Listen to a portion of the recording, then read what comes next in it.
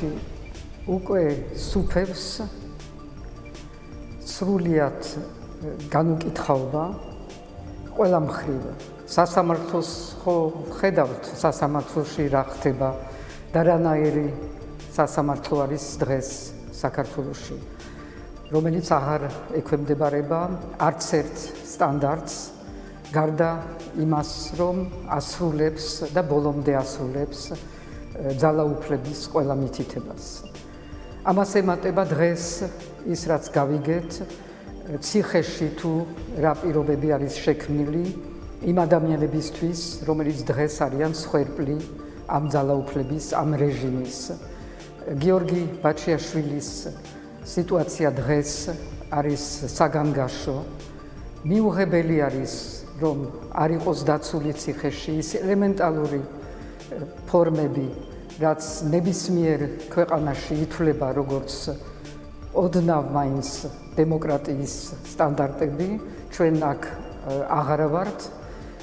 ზღვა გადასული არის ის, რაც ხდება, როგორ უსწორდებიან თვით საკანში ადამიანს, რომელიც იქ იხთილს სასჯელს და როგორ მერე გადაყავთ კლინიკაში, როცა უნდათ, როგორც უნდათ, გაუფრთხილებლად, ისე რომ არანაირი ახსნა, განმარტება ან საჯაროობა ამის მიმართ არ არსებობს.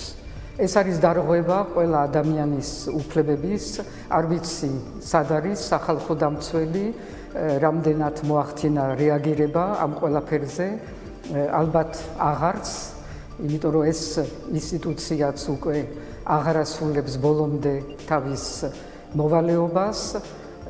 დაუცველობა არის ის, რაც სუფევს ამ ქვეყანაში.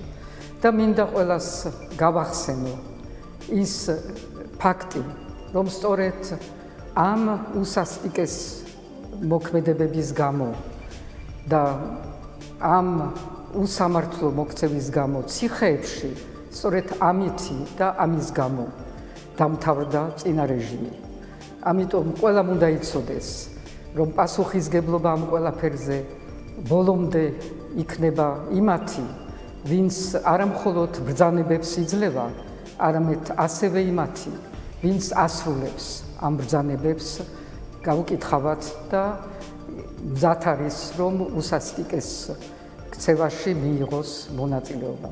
ეს არ არის საქართველო, ეს არ არის ქართული ტრადიციები, ეს არ არის ის სამართალი, რომელსაც ჩვენ საუკუნეების მანძილზე ვაშენებდით და რომელსაც მივყვებოდით.